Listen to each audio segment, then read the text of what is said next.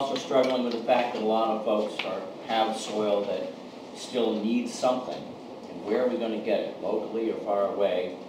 And let's see, quite a few people here are just trying to grow their own food supply, and some of you are trying to grow crops for sale. And I think we're probably all here because we want a better system. We want better quality food.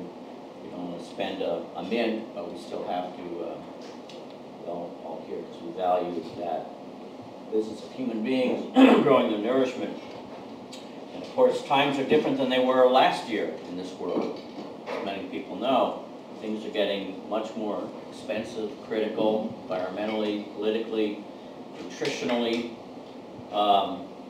you name it. We have more and more pressure on what it takes to produce food, medicine, and maintain soil, let alone actually improve it. Generally, in my experience of doing soil and crop tinkering for myself and other farms, which is now on my 32nd year of doing some of this, most farms are going downhill. Very few farms are increasing in their soil fertility, and in other words, their nourishment or their nutritional concentration of their crops is leaking away. And quite a lot of that has to do with the fact that we're farming in a system that doesn't allow most growers who are trying to make money or extract wealth from their soil and turn it into cash flow. There's not enough money in our system that appreciates the quality of food or appreciates what it takes to produce food of high enough caliber to keep us out of the hospital and out of that system. Whether we're dealing with a vegetarian diet or raise livestock, we are farming with above parity inputs and below parity appreciation for what we do. So the more we produce for ourselves outside of that big money loop, and I call it the mining business, the more we're in the right saddle. It's come to depend on remote soil testing for our information, which is actually very recent, and it's actually somewhat inaccurate because it's only based on chemistry and occasionally a few other things. But when you send your soil off to a lab, it's immediately got its ties cut with its parent soil and its surrounding environment, including you as the grower or the gardener. So that soil has suddenly become incoherent. When it reaches the laboratory, it's taken apart by chemistry, for the most part, that does not exist in nature. We actually have been taught to depend on that as if that was our directive. And this is one of the reasons why we're in such a pickle with our food supply.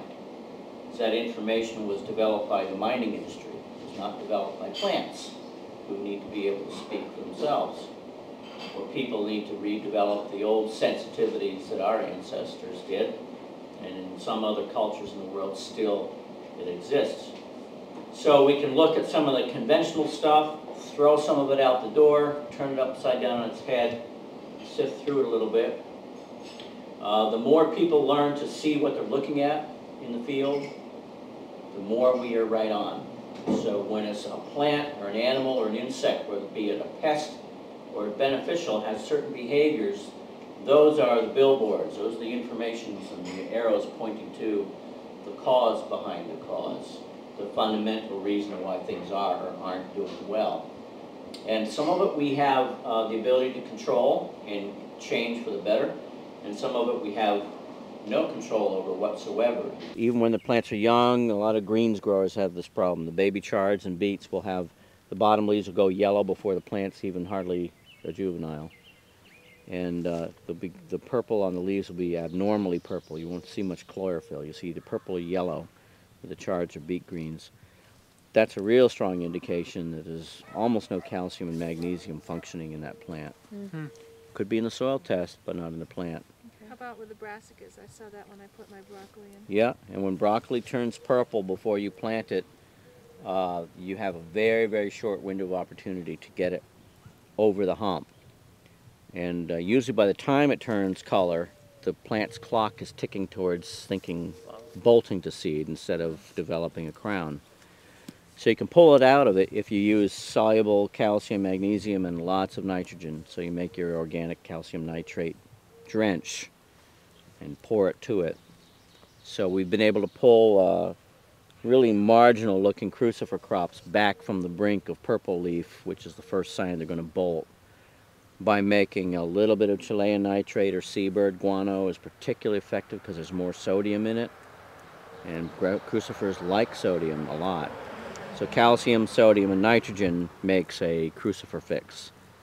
So seabird guano or chicken guano, and but plenty of extra soluble calcium, lots of it. So that is the form, soluble calcium, that would be good Yeah. to have on hand. So we use, you know, Green's grade calcium, coral calcium. You don't need much.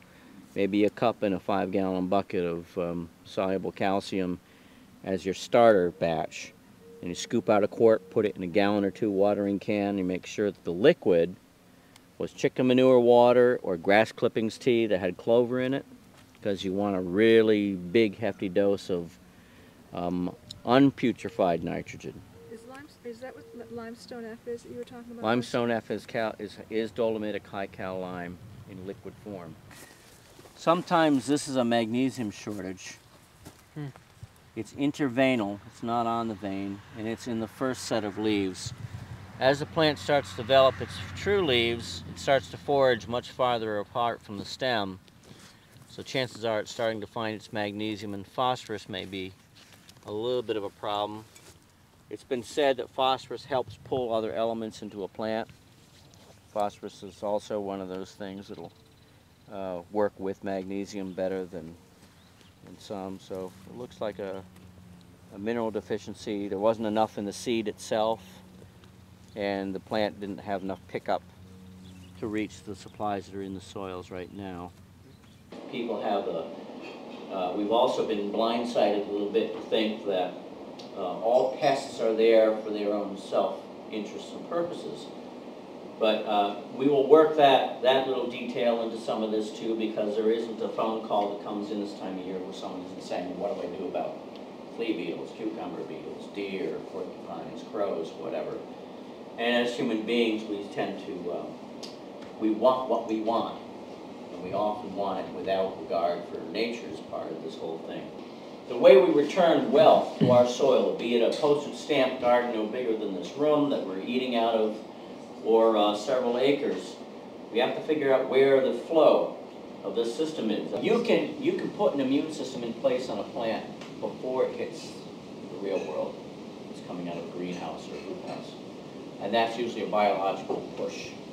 So compost tea or an inoculant that's also laden with micronized elements makes a big, big difference. Our rock dust ground very, very fine. Some are local, some are not. Fill them up with water and shake them and let them sit. And by the end of the day, some of them will precipitate fairly well, and others will stay very cloudy and in suspension. The rock dust waters that stay in suspension can be used very frugally, but they can be part of your liquid drenches, and they will feed trace elements and minerals at the size or range that microbes and leaf tissue can absorb almost instantly. And the description of a really effective foliar crop feed is a particle size so small or ionic in size it passes right through the tissue of the leaf. And preferably it would be in the evening hours, a very early morning, when the stomate cells of the plant are open. When the sun's up high, this plant stops inhaling and exhaling to protect itself from desiccation. 1,000 pounds of colloidal phosphate, 500 pounds of gypsum, 500 pounds of high mag lime, 500 pounds of dolomitic lime. And then we go down to a little bit of sulfate of potash, probably 200 pounds is what I remember. And there was about 15 pounds each of zinc, copper was down there at 5. Zinc, manganese, and magnesium sulfate. And then we added 15 pounds of boron. Soluble boron, which actually was really only gave us like 2 pounds of actual boron per acre.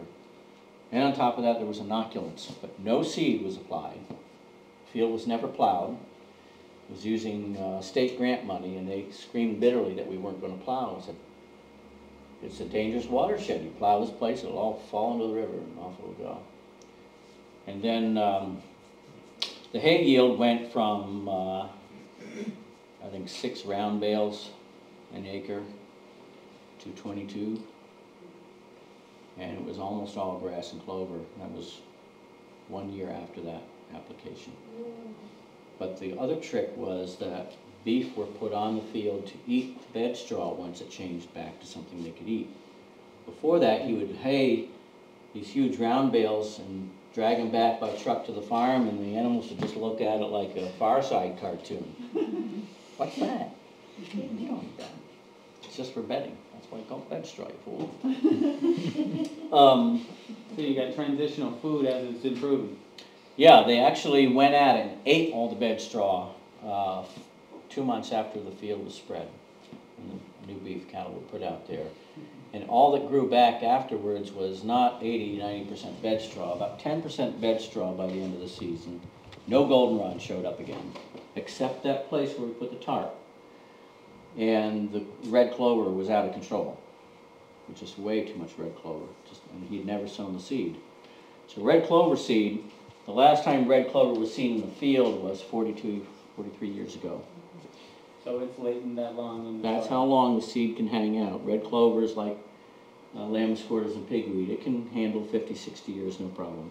So you create the conditions for it. Only just to prove that nutrient density of the soil shifted to favor plants that were economically worthwhile.